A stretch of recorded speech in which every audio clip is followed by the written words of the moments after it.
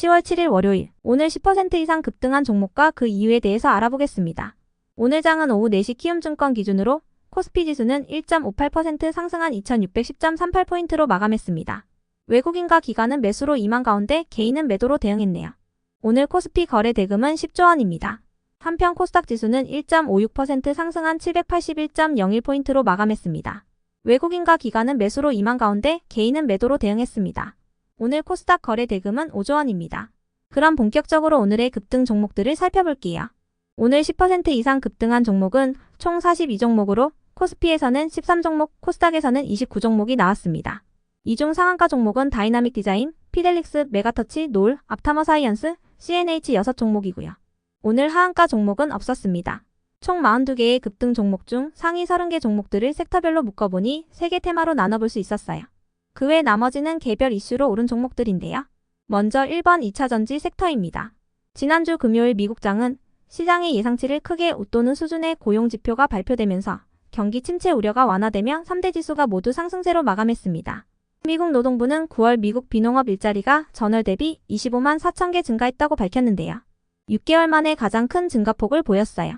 이 같은 분위기 속에서 미국장이 상승한 가운데 테슬라는 10월 10일에 공개 예정인 로보택시 사업 기대감이 지속되며 3.9%의 상승세로 마감했습니다. 한편 유럽연합이 중국산 전기차에 최고 45%의 관세를 부과한다고 확정했는데요. 최종 관세율은 17%에서 45%로 오는 10월 31일부터 5년간 적용될 예정이라고 전해졌습니다. 중국산 테슬라 전기차에 대한 관세는 17%로 최저 관세율을 적용받는다고 전해졌어요. 테슬라는 LG엔솔의 4680 배터리를 발주했다고 전해졌는데요. LG엔솔은 테슬라 납품을 위해 12월부터 충북 오창 공장에서 4680 배터리를 양산하게 된다고 전해졌습니다. 배터리 업계는 보통 고객사 주문 물량이 확정돼야 생산에 돌입하기 때문에 시장에서는 테슬라 주문이 확정되었다고 보고 있습니다. 그 밖에도 산업부 산하의 한국산업기술기획평가원이 전고체 배터리 개발 국제과제 참여기관 선정을 마무리하고 최근 협약을 완료했다고 전해졌는데요. 이번 과제에는 LNF와 나인테크, 엔시스, 민테크, D&T, 하나에어로스페이스 등이 참여한다고 전해졌습니다. 이러한 호재들 속에서 2차전지 관련주들이 시장에서 주목받았는데요. 리튬 기업들의 경우 호주 최대 광산기업인 리오틴토가 리튬 광산기업인 아르카듐 인수를 추진 중이라는 소식도 호재로 작용되었으니 참고해주세요. 리오틴토는 중국의 공급 과잉으로 인해 리튬 가격이 폭락하자 리튬 가격이 회복되기 전에 시장 선점에 나서려는 것으로 해석되고 있습니다. 다음은 이번 중국 경기부양 섹터입니다. 중국인민은행이 은행 지급 준비율을 인하한 데 이어 10월 말까지 부동산 대출금리도 인하하기로 결정하는 등 경기부양 정책을 펼치고 있습니다. 중국 거시경제주무부처는 내일 경제회복 패키지 정책을 발표할 예정이라고 전해졌는데요. 중국은 이번 정책에 어떤 내용이 들어갈 것인지는 구체적으로 설명하지 않았지만 전문가들은 경기 부양을 위한 공공지출 확대 방안이 거론될 가능성이 있다고 보고 있습니다. 그 밖에도 중국 쪽과 관련해서는 한국과 중국 외교수장이 11월 페루에서 열리는 아시아 태평양 경제협력체 정상회의에서 윤 대통령과 시진핑 중국 국가주석 간의 정상회담을 추진하는 방안을 논의했다는 소식도 있었으니 참고해주세요. 이 같은 중국의 경기 회복 기대감 속에서 국내 상장 중국 기업들과 철강, 구리 등의 원자재 기업들이 상승세를 보였는데요. 이 중에서도 피델릭스는 중국 반도체 회사인 동신반도체 주식 유한공사가 최대 주주로 있다는 부분이 부각되며 상승했습니다. 동신반도체 주식 유한공사는 중국 최대 반도체 생산업체인 SMIC와 플래시 메모리 부문에서 전략적 제휴관계를 맺고 있다고 알려졌는데요. 중국은 반도체의 해외 의존도를 낮추기 위해 최근 엔비디아 칩 대신 중국산 칩을 사용할 것을 권고했다고 전해진 바 있습니다. 한편 흥성그룹은 국내 증시에 상장한 중국 기업으로 왕구 등의 유아용품을 생산하고 있는데요. HS뷰티를 자회사로 편입함에 따라 화장품 관련주로도 묶이는 종목이니 참고해주세요. 다음은 3번 우주항공 섹터입니다. 최근 발사 과정에서 드러난 오작동으로 인해 발사가 중단되며 미국 항공당국의 조사를 받았던 펠컨9이 다시 발사될 예정이라고 전해졌습니다.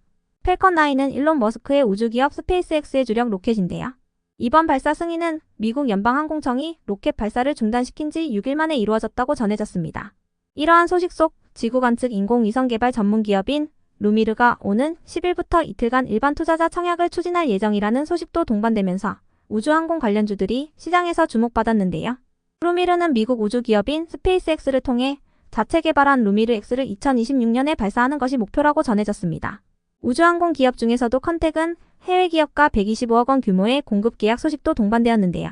이번 계약 규모는 컨텍의 최근 매출액 대비 79%에 해당하는 금액이라고 전해졌습니다. 그 외 나머지는 개별 이슈로 오른 종목들인데요. 먼저 노을이 상한가로 마감했습니다. 노을의 AI 기반 자궁경부암 진단 솔루션인 마이랩 CER이 세계보건기구의 산하기관인 국제의약품구매기구의 2024년 기술 보고서에 이름을 올렸다고 전해졌기 때문인데요. 이와 관련하여 임찬양 노을 대표는 이번 보고서에서 선진국에서도 사용이 적합하다고 권고한 제품은 노을의 마이랩을 포함한다는 3개 제품뿐이었다며 국제기구를 통해 기술력을 인정받아 매우 기쁘다고 밝혔습니다.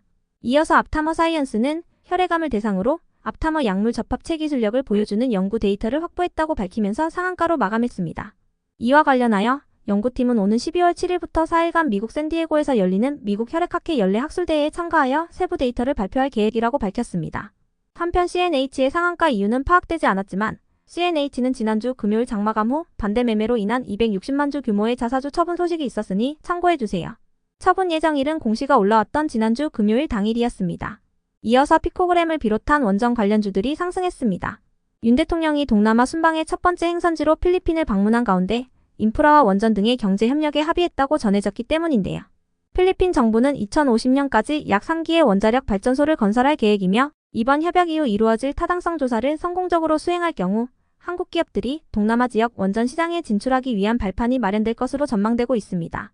이러한 소식에 피코그램을 비롯한 원전 관련주들이 상승세를 보였네요. 다음으로 베노티에날은 운영자금 확보를 위해 신건 등을 대상으로 한 116억 원 규모의 자기 전환 사채를 매도한다고 공시하면서 상승했다고 알려졌습니다. 매도 대금 수령 예정일은 오는 10월 25일이라고 전자공시했습니다. 한편 CI테크의 급등 이유는 파악되지 않았고요. 다음으로 제일일렉트릭을 비롯한 전력 및 전선 관련주들이 상승했습니다. 바이든 행정부가 미국 에너지부의 4대 대규모 전력망 프로젝트에 15억 달러를 투자한다는 계획을 밝혔기 때문인데요. 이 같은 미국의 대규모 전력망 투자 소식이 전해지면서 전력 관련주들이 기대감을 입은 모습이었네요. 이어서 시프트업은 승리의 여신 니케와 스텔라 블레이드 등의 주력 게임이 흥행에 성공했다고 전해지면서 상승했습니다. 지난주 하나증권에서는 시프트업에 대해 신규 리포트를 발행하고 목표 주가를 95,000원으로 제시한 바 있는데요. 시프트업의 오늘 종가는 64,500원입니다. 다음으로 인스코비는 지난주 자회사인 아피메즈의 미국 법인이 미국 뉴욕 거래소 상장을 앞두고 있다고 전해지면서 상한가로 마감한 종목인데요. 당일 장마감 후 18억 원 규모의 전환사채 발행 소식도 동반되면서 강세를 이어간 것으로 파악됩니다. 인스코비는 운영자금 확보를 위해 김광석 등을 대상으로 이 같은 전환사채 발행을 결정했다고 밝혔습니다. 이어서 드림인사이트는 장호준 셰프와의 협업으로 제작한 콘텐츠를 유튜브 채널에 공개하며 지식재산권 사업을 본격화한다는 소식에 강세를 보였습니다. 이와 관련하여 드림인사이트의 관계자는 이번 콘텐츠를 시작으로 IP 영역 및 사업화를 확대하고 수익성을 극대화할 수 있도록 노력하겠다고 밝혔습니다. 끝으로 마이크로 투나노를 비롯한 반도체 관련주들이 상승했습니다.